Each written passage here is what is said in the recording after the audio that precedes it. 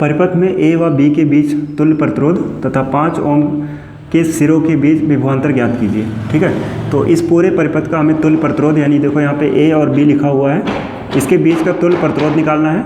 और इसमें देखो अगर तो ए और सी के बीच में जो दो प्रतिरोध लगे हैं ना, वो समांतर क्रम में है।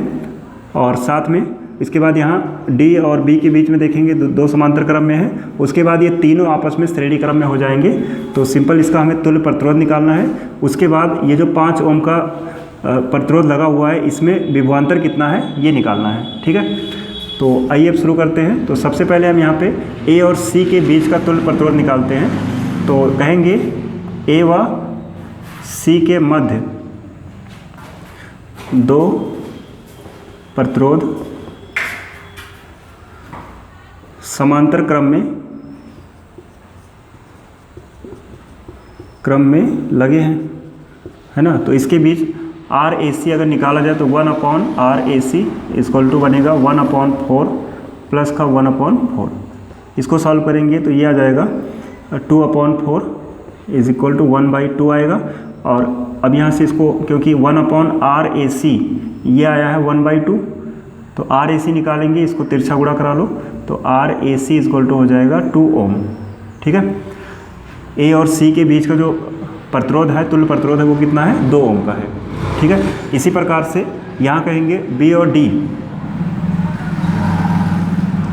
व बी के मध्य दो प्रतिरोध समांतर क्रम में जुड़े हैं। अब ये समांतर क्रम है और दोनों, ये 10 ओम का, ये भी 10 ओम का है।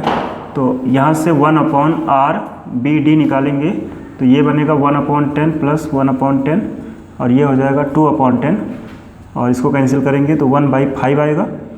और अब इसको, क्योंकि 1/RBD ये है 1/5 और यहाँ से RBD निकालेंगे तो 5 इधर जाएगा, RBD इधर आएगा, है ना, तो ये बन जाएगा 5 ओम।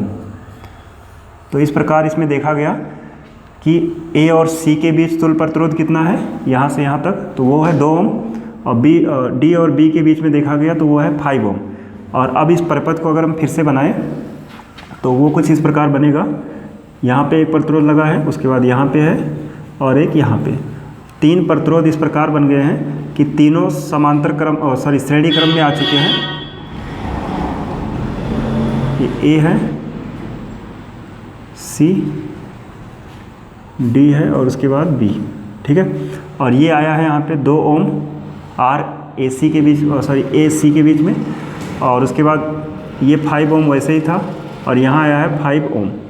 ठीक है, तो ये 3 प्रतिरोध जो है अब समांतर श्रेणी क्रम में है। तो अब ये 3 प्रतिरोध श्रेणी क्रम में है और इनका अगर तुल्य प्रतिरोध निकाला जाए RAB, ए और बी के बीच का तुल्य प्रतिरोध देखें तो ये बनेगा, क्योंकि तीनों समांतर क्रम में है, क्योंकि तीनों जो है श्रेणी क्रम में है, तो इनको सिंपल ऐड कर लिया जाएगा 2 + 5 + 5 और ये आ जाएगा यहाँ पे 12 ओम RAB। और यही इस परिपथ का तुल्य प्रतिरोध भी होगा, है ना। तो इस प्रकार कहेंगे आता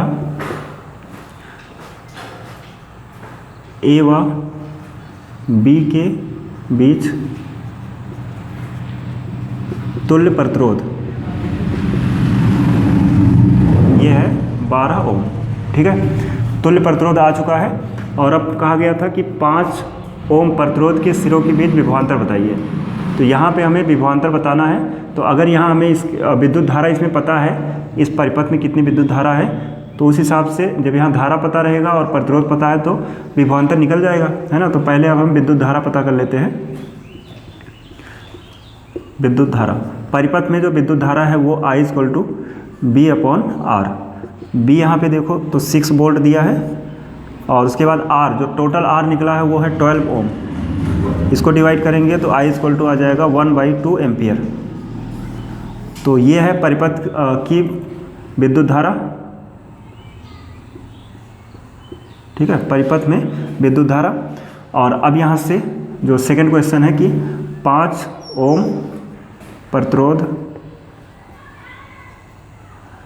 के सिरों के मध्य विभवांतर। तो विभवांतर के लिए सिंपल हमें यहाँ पे लिख लेते हैं बी 5 ओम। 5 ओम के अक्रॉस विभवांतर निकालने जा रहे हैं, तो इसका फार्मूला होता है I R, B equal to I R. I इसमें देखा जाए तो 1/2 है और आर यहाँ पे है 5 ओम। ठीक है, दोनों का मल्टीप्लाई कराएंगे तो बनेगा 5/2 और ये वोल्टेज विभवांतर है तो इसको वोल्ट लिख देंगे। ठीक है, तो इस प्रकार से कहेंगे जो 5 ओम के प्रतिरोध के सिरों के बीच विभवांतर है वो है 5/2 वोल्ट। अरे गड़बड़ है, ये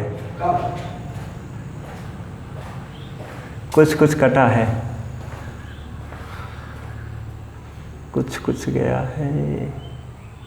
चलो इतना जाने तो क्या करा जाए।